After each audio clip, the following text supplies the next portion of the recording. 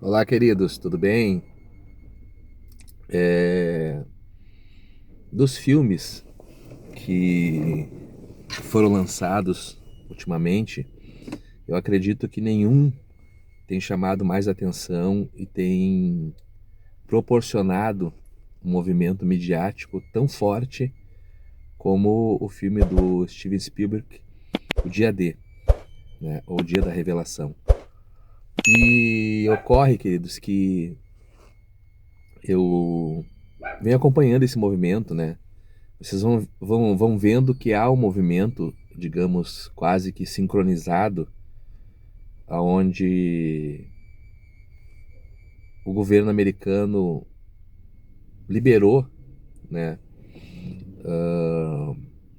uma série de arquivos, de filmagens, né, de supostos avistamentos. Na verdade, são arquivos, né, verdadeiros. Eu nunca neguei e sempre tive a compreensão do que se trata, na verdade, esses fenômenos, né, esses avistamentos, essas luzes. Então, assim, são, na minha compreensão, né, basicamente ou máquinas, né, tecnologia em teste das grandes potências mundiais, ou fatores espirituais, né? Porque não haveria lógica de alguma tecnologia alienígena ou inteligência biológica capaz de viajar o universo, chegar aqui na Terra e ficar só andando e mostrando a navezinha, coisa e tal, e não ter um contato, né? Contato, digo, físico mesmo, pessoal com as pessoas. Isso aí, esses avistamentos, experiências, mitos, deuses com D minúsculo, isso aí acompanha a humanidade desde o início da humanidade. Essa mística, né, de vidas em outros planetas e, inclusive, né, a crença pré-filosófica. Vocês vão ver que a filosofia ela tem períodos, né? Então a filosofia pré-socrática ela é, digamos, mais mística, era mais ligado ao campo metafísico, mais ligado à fé. E após Sócrates, Tales de Mileto, que são praticamente os pais da filosofia mais conhecida atualmente, mais, digamos assim, no qual se adere academicamente falando, a filosofia ganha um campo já mais racional, filosófico, enfim, como a filosofia de fato é. Mas então ocorre que todas as culturas sempre tiveram essa crença de entidades espirituais ou entidades até mesmo físicas, oriundas de outros planetas ou de outras dimensões, que seriam os deuses, né? Inclusive tem o documentário Eram os Deuses Astronautas, né? Por que eles falam isso no documentário do Eric Van Damme, Van Daniken? Porque os antigos associavam a figura de seres, digamos, espirituais ou deuses com enviados de outros planetas, de outras galáxias e por fim. Então isso aí é muito recorrente dentro da cultura mundial, em as entidades, deuses, astecas, incas, maias, hindus. Vocês observam que até mesmo dentro do islamismo tem um certo quê de algo meio, digamos assim, fora da terra, né? Que Allah teria ido para o céu, depois voltou, trouxe uma pedra. Essa pedra, inclusive, até hoje, né? Ela é cultuada em Meca. Se vocês verem as filmagens lá dos rituais do templo que existe em Meca, as pessoas ficam rodando, girando em torno de um tipo de um cubo, aonde lá dentro tem uma pedra, né? Que seria uma pedra que foi enviada do céu por Alá e eles cultuam aquela pedra, ou seja, um fator assim, sempre ligado a um fator extraterreno, digamos assim, sabe? Muitas religiões têm essa questão, né, de um culto a deidades ou coisas que seriam oriundas de fatores extraterrenos. Então, se tratando do filme, primeiro o governo americano liberou essa documentação desses avistamentos, depois começaram a acontecer diversos avistamentos. Verdade é que sempre ocorreram avistamentos, filmagens, coisas assim, só que curiosamente, após a divulgação do governo, muitas coisas começaram a aparecer.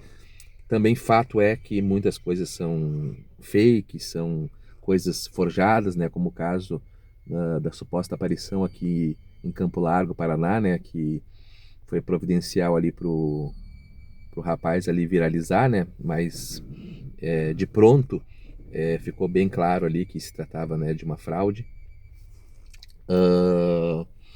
E aí, por fim, o lançamento do filme. Tá? Eu não fui no cinema ver o filme, mas eu baixei o filme da internet e vi o filme em casa, né? Vi ele em duas partes, que o filme é meio comprido.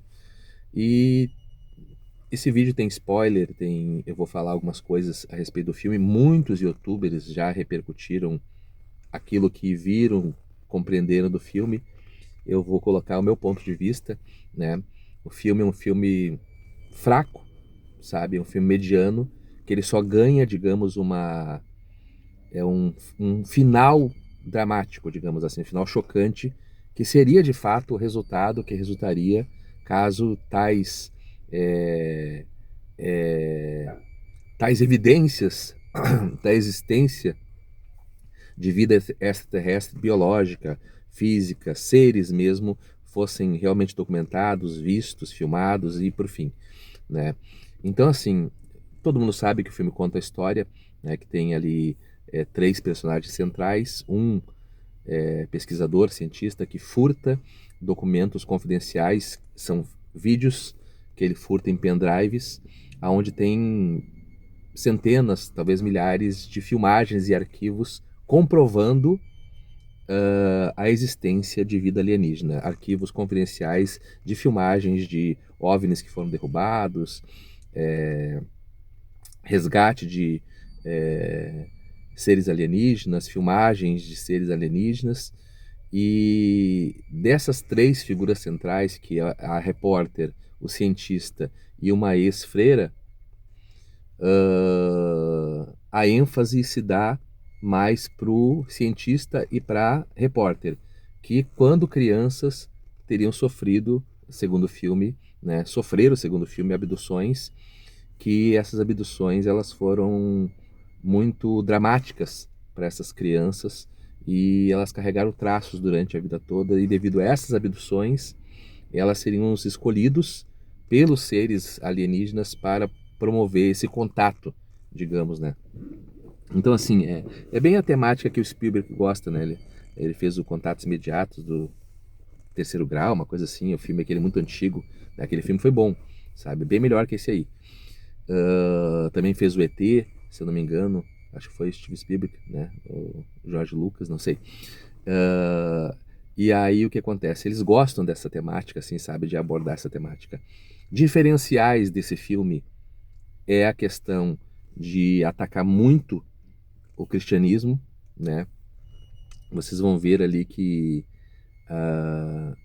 tem a Jane, né, que é a ex-freira, fica muito em dúvida a sua fé. Ela é uma ex-freira que abandonou a fé.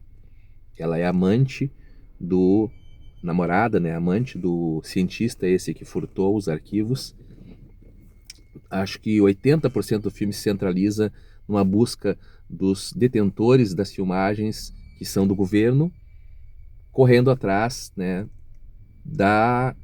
dos arquivos que foram furtados por esse cientista, por esse estudioso, por esse rapaz, né, que é também peça central, que teve contato enquanto criança com os alienígenas.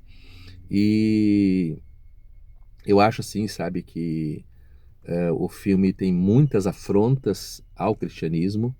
Tem uma freira, uma madre como eles chamam dentro do catolicismo, que é a freira maior dentro ali de um convento, que ela tem as suas dúvidas e ela demonstra claramente assim, uma admiração e uma crença, né, em vida alienígena, coisa que destoa muito assim do cristianismo, da teologia, da Bíblia, né, daquilo que a Bíblia mostra. E por fim, a repórter, ela é uma porta-voz.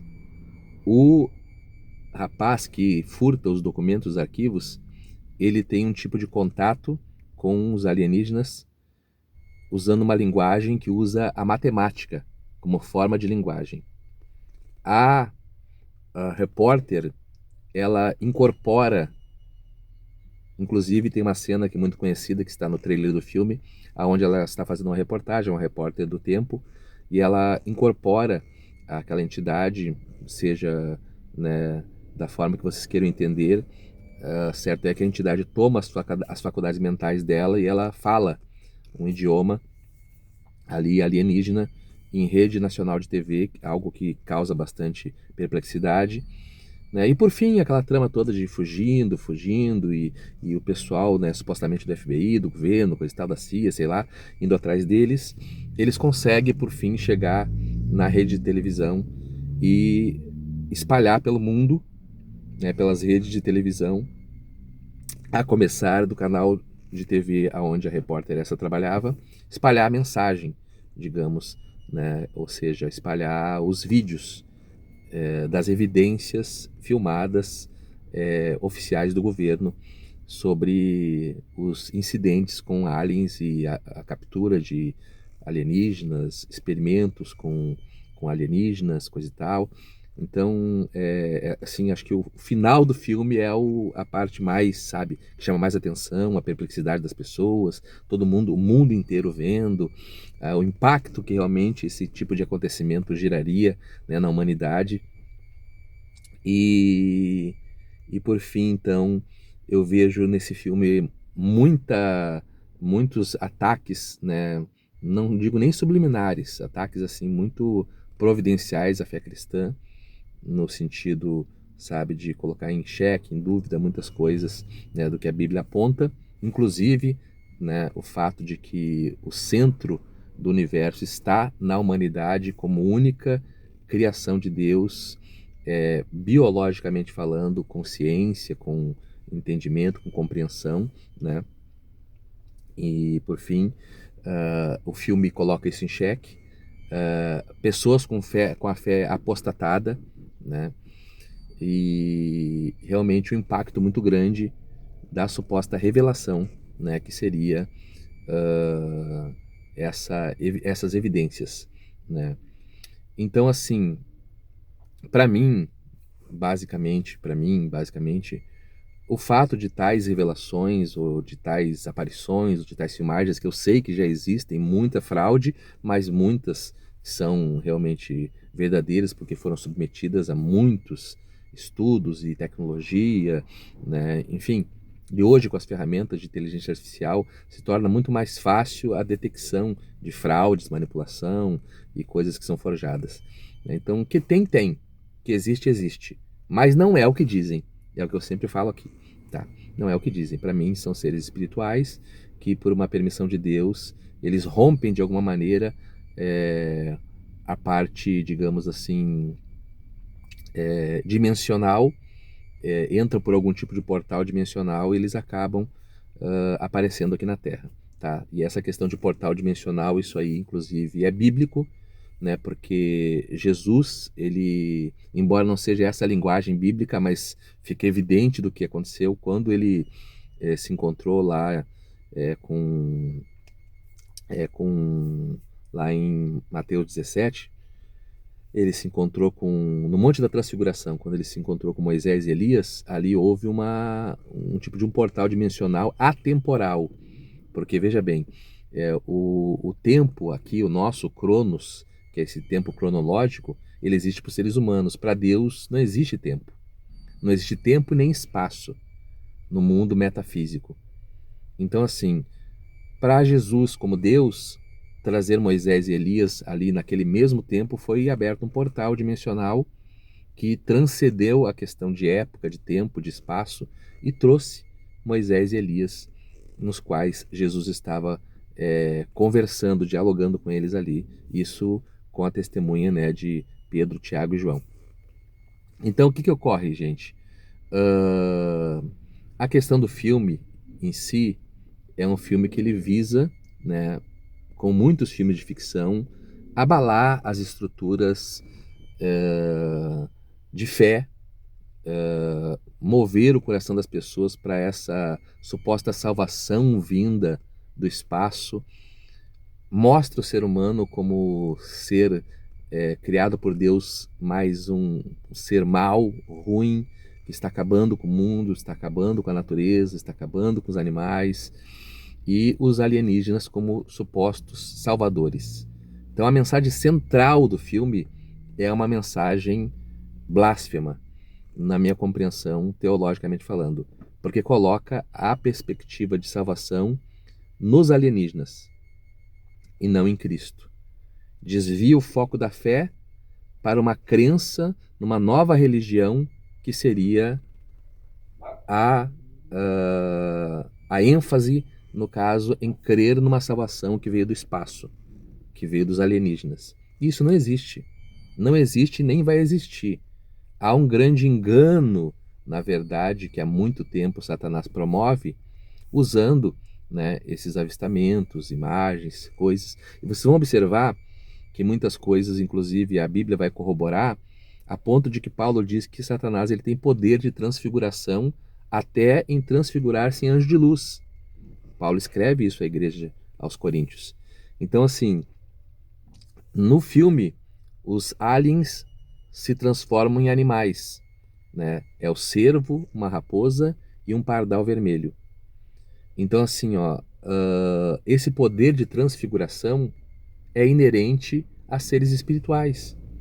Um ser biológico, ele não vai ter como ter esse tipo de transfiguração, ou pelo menos não dessa forma de um ser, né, grande, como embora os aliens quase nunca apareçam como seres grandes, né? No filme vai aparecer no final um alien bem alto, assim, mais alto que os seres humanos, né? No final do filme. Mas assim, em tese, a grande maioria dos aliens que dizem que se vê ou que se relatam nas tais abduções, que para mim são incorporações, são possessões malignas que as pessoas são submetidas, eles são sempre pequenos, tá? São sempre pequenos. Então, um ser, né, vamos botar ali 1,20 m, 1,30 m, 1,50 m, coisa e tal, não vai ficar do tamanho de um pardal, de um passarinho, que é desse tamanho aqui, talvez 15 centímetros, não sei, 20 centímetros no máximo, 15 centímetros. A ponto que eu vejo que o filme em si em questão, né, fazendo agora uma análise, né, como quem gosta de filmes. Eu gosto de filmes, eu vejo os filmes, e esses filmes não interferem em nada na minha fé, não me abalam em nada. Inclusive, outro filme que, se não me engano, o Steven Spielberg fez foi o Guerra Entre os Mundos, que é um filme nessa pegada, sabe, de alienígena, é muito melhor do que esse filme aí, O Dia da Revelação, sabe? Esse filme, O Dia da Revelação, até é um filme meio maçante, assim, até o desfecho final do filme, que aí sim é a parte marcante, que é a divulgação das imagens no mundo todo. Esse ponto é um ponto bem chocante, assim, bem dramático, porque seria o comportamento que as pessoas de fato ficariam, sabe, todo mundo atônito, perplexo, mudaria realmente a perspectiva mundial da humanidade sobre muitas coisas. Só que para mim, sabe, como cristão, como pastor, como teólogo, para mim não mudaria nada. Mesmo que existisse vida biológica inteligente em outros planetas, fato que é questionável porque não existe lógica em vir naves e ficar aparecendo disquinho e coisa e tal, não sei o que. E cadê os caras? Por que não se apresentam? Entendeu? E é sobre isso que o paradoxo de Fermi fala, da questão de amparar uma tese contra a possível existência de tecnologia alienígena, tendo em vista que o universo é muito antigo, né? E a Terra é nova em comparação ao universo. E se nós, como seres, a Terra como sendo nova, e nós como sendo seres novos no sentido universal, Já temos tecnologia para viajar de um planeta para outro. Até 2050, possivelmente, já estamos em Marte, com uma colônia em Marte, segundo é o que eles querem fazer e já têm condições de fazer, né? Nesse espaço de tempo aí, daqui até 2050, que é a pretensão, né, que o Jeff Bezos da Amazon e o Elon Musk também têm essa pretensão. Inclusive Rússia e China também estão se movimentando nesse sentido de implantar colônias em Marte a fim de pesquisas e coisa e tal, levar animais, pessoas, né? Quem dirá civilizações muito mais antigas, milhões ou até bilhões de anos mais velhos que a Terra? O que poderiam fazer? Por que não fazem? Porque não existem. Esse é né, em tese, a teoria do paradoxo de Fermi. Então, eu fico dentro dessa visão. Se existem, onde estão? Por que não vêm? Por que não aparecem? Por que não falam? Por que não se comunicam? Né? Então vocês vão ver que sempre os filmes vão mostrar os alienígenas como uma coisa assim, sabe? Tipo, pô, tu imagina, né? Vamos colocar dentro dessa ótica do filme. Aviões, caças americanos, coisa e tal, ou até em Roosevelt, segundo, né, a história da Área 51, que não existe, né? A Área 51 é uma farsa, né? Mas segundo os relatos lá do incidente de Roosevelt, em 47, sobre os 2 discos, se não me falha a memória, foram abatidos pelo exército americano, como que seres de uma tecnologia muito mais avançada que a nossa vão ser abatidos por aviões de 1947. Ah, não, gente, pelo amor de Deus, né? Poxa vida, olha, para você ter uma ideia, os Estados Unidos mesmo, ele tem um avião, aquele avião, o top deles lá, eu esqueci o nome, é B-12, acho que é uma coisa assim, né, o Stealth, que é considerado um avião invisível, né? Quando deu agora, deve ter uns 6 meses atrás, eu acho, né, quando o Irã ali se deu por meio que vencido para os americanos, os americanos cruzaram o espaço aéreo do Irã, com esse avião e mais 2 caças, eu acho. E os iranianos não conseguiram abater, nem por míssil, nem por bomba, nem por nada, e simplesmente só viram os aviões americanos passando por cima. Então, assim, ó, eu digo para vocês o seguinte: como que nós, seres humanos, vamos ter tecnologia, força bélica para poder abater naves de seres que vêm, que são centenas de milhares de anos, bilhões de anos mais evoluídos em termos tecnológicos que nós? Entende? Então eu sei que o assunto é complexo, mas não tem como, não tem lógica, não existe lógica isso, sabe? Isso aí é falácia, isso aí é utopia, não existe, entende?